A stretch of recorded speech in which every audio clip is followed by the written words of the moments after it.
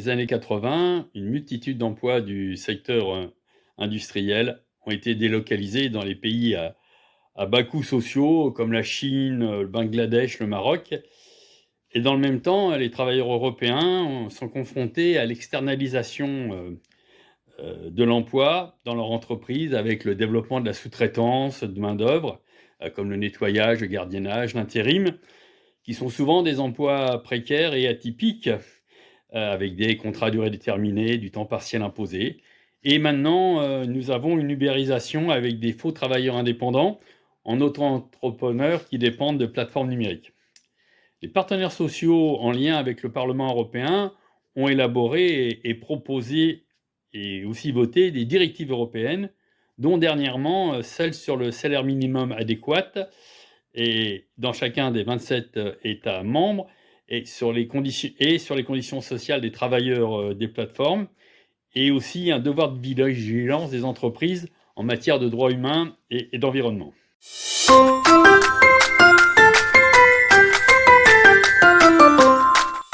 Dans le cadre du dialogue social européen, des actions pour améliorer l'attractivité des emplois et lutter contre la pénurie de main-d'œuvre qualifiée, cela nécessite de développer des compétences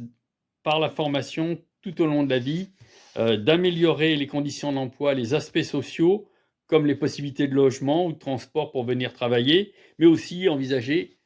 l'accueil et l'insertion des travailleurs des pays tiers.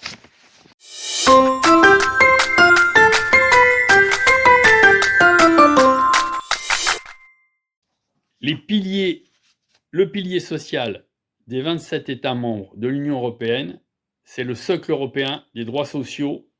décidé au sommet de Göteborg en 2017 et qui s'est concrétisé à celui de Porto en 2023 pour prévoir d'ici 2030 un minimum de 78% des actifs de 20 à 64 ans au travail en Europe,